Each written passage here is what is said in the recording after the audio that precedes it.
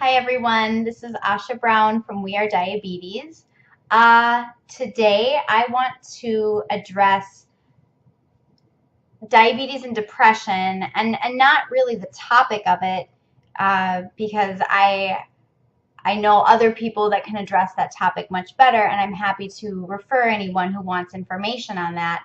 But I want to talk about tactics to take care of yourself when you are dealing with depression and you have type 1 diabetes.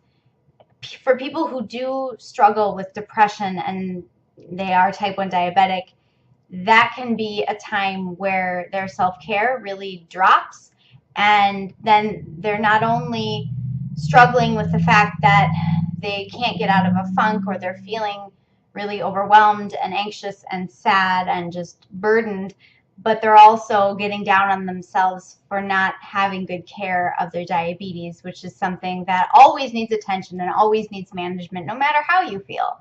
So I came up with just some basic bare minimum stuff. That I don't struggle with depression, but I do struggle with anxiety, and I did have an eating disorder for a decade. And I've had to learn how, when I'm really stressed out or I'm having a rough day, coping with a health complication. I suffer from pretty extreme PCOS, so there are occurrences every year for me that I'm going through a really rough time with hormonal issues. And during those times, I can suffer from acute depression and just overall fatigue and anxiety.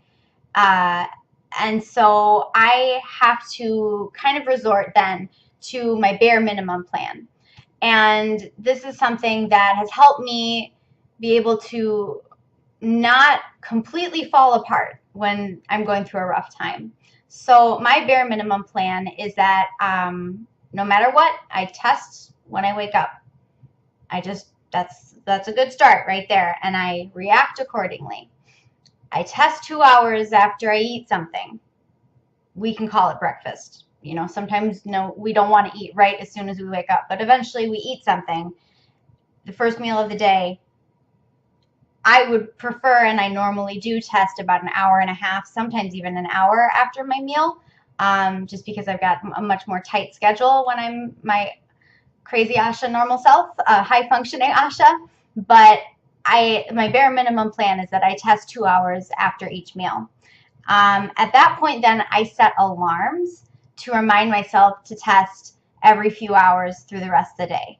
Because when I'm in a really difficult place, and I recently went through quite a long, drawn-out health crisis this past year, there were days, especially after my surgery, where I was so out of it, and I was very sick, and I really couldn't keep track of anything. And so I set alarms on my phone to remind myself not only to take medications that I needed to take that were really important for me to take, but my Lantus and stuff like that. So set alarms on your cell phone so that you can remind yourself to take care of yourself through the day. The other thing too is, if you're going through a longer period of depression or a health crisis in general that's really occupying a lot of your mental space, use some sort of calendar or reminder system to keep yourself on track with diabetes supplies ordering and whatnot. I don't really know how I would be able to keep track of all the meds and medical supplies that I need if I didn't set up a system in my Google Calendar. So, you know, I get everything in 3-month orders for the most part. So a while ago, I set up a reoccurring reminder system to 2 weeks before I run out of a medication. And it took a little time to set it up in the beginning, just because I was like, okay, when would 2 weeks before I run out be? But it's totally worth it, because now I've been using this system for the last 6 years, I think. But I've worked it out on a calendar so that 2 weeks before I've run out of any of my meds, I have a reminder that gets emailed to me that says, order blah, blah, blah. And then I go to Walgreens.com and I order it. Sometimes I order it even too early, and insurance is like, no, you can't have it this early. And I'm like, that's fine. I will wait. But at least now it's in my brain the order is in there. As soon as insurance allows me to get the necessary medication that I need to keep myself alive, then it'll be there waiting for me at the pharmacy. So, you know, we shouldn't have to be expecting ourselves to keep track of everything. Let's use modern technology as much as we can to try to, you know, keep some of those things organized.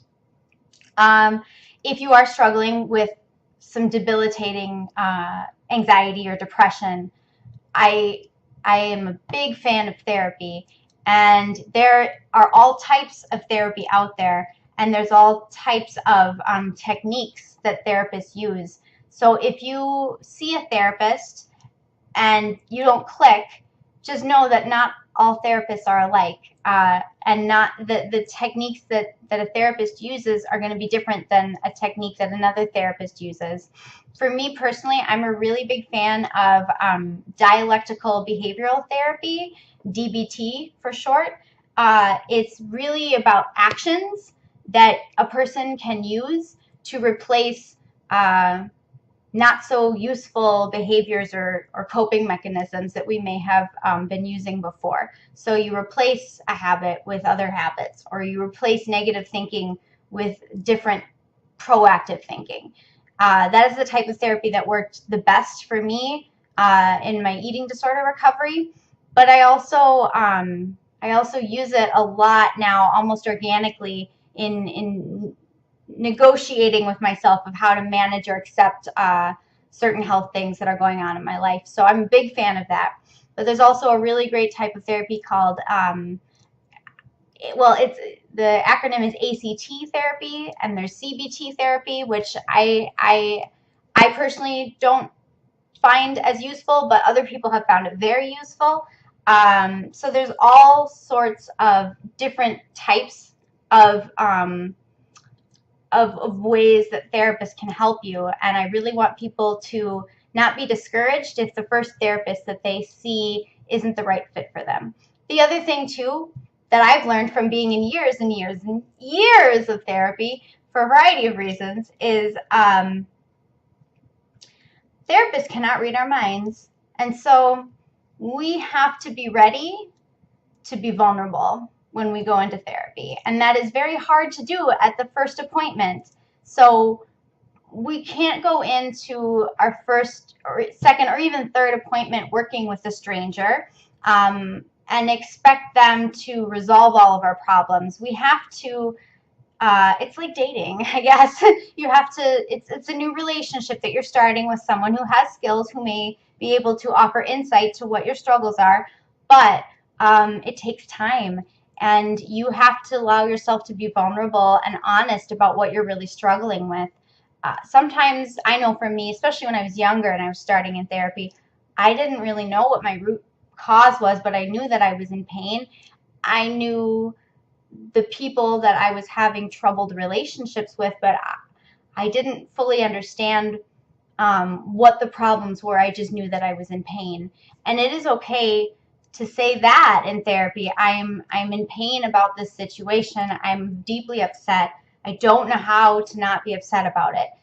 Vocalize what's going on to the best of your ability, because the more you share with these healthcare professionals that want to actually help you, I mean, they went into therapy to help others, the more information that they have, the more they're going to be able to use that information to try to guide you to healing. So another thing is that, as I said in the beginning of this, diabetes and depression is a common occurrence. And it's really important for people who are struggling with depression and diabetes to find others who have struggled with the same thing. I mean, I know for me, my life would not be as stable and as good as it is without the help of the DOC and the amazing, amazing friendships that I have made there. I mean, I just get shivers from all the love that I feel from some of my friends that are part of the online diabetes community. So I really encourage people who are feeling isolated in their diabetes care to get involved. And We Are Diabetes has some information about the DOC on our website, but I just wanted to list off a couple places that you can get started.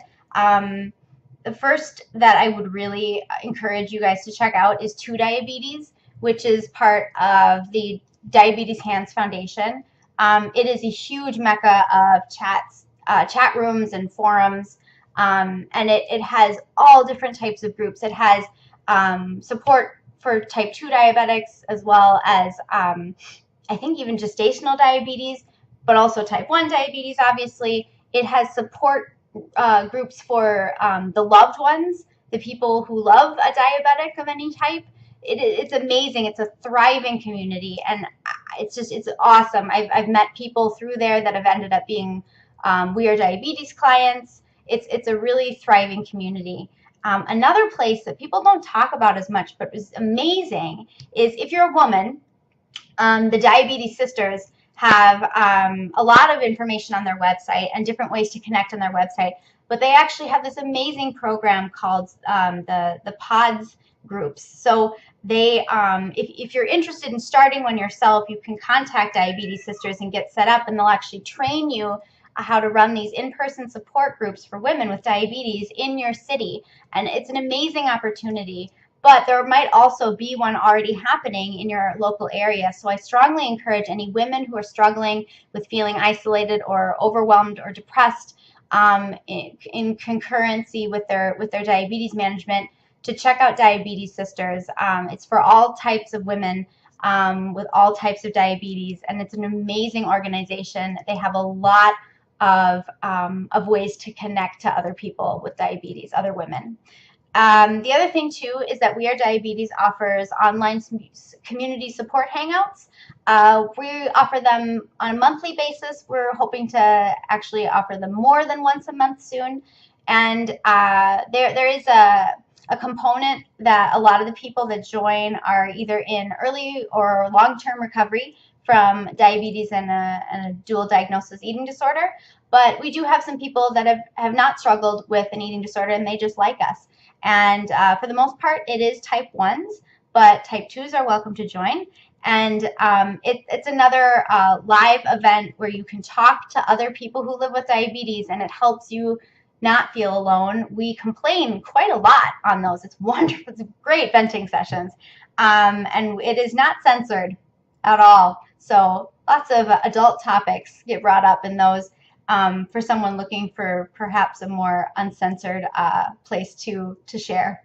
So a couple other things to end this is that if you live with someone, whether you have roommates or whatever your living situation is, and you're feeling scattered and you're not really participating in the housework or whatever, I strongly encourage you to just tell them that you're going through some stuff right now. So that there isn't a built-up resentment between you two. It can be hard to be vulnerable and say, I am struggling, dealing with my diabetes is really hard, and I'm just feeling overwhelmed, and I'm just going through some stuff, and I'm sorry if I have not been, pulling my weight, so to speak, with participating and being here with you. The other thing, too, is that if grocery stores are really overwhelming, and you are having trouble kind of making sure you have food in your environment at home, check out online grocery delivery service. It's my new favorite thing. It's like the luxury of my life. For me, I live a very busy life, and I just kind of need the staples here in our house, and I really don't see why I need to keep going back to the grocery store every week to get the same stuff. So we've been doing online grocery delivery for, I think, 2 years now. And it's given me back my 3 hours on the weekend. And I think we all know that grocery shopping on the weekend is horrible because that's when everybody goes. It's terrible. So check it out. See if that's available in your area. It's just really nice to just have your food brought to you. Obviously, you have to pay for it, but the delivery fee is usually like $5. So I'm totally fine paying $5 for that luxury. So those are just a couple of things. Again, if you're really struggling with not only perhaps depression and your diabetes, but an eating disorder, please reach out to me at We Are Diabetes. You can email me at asha.brown@wearediabetes.org. Otherwise, you can find me on Facebook.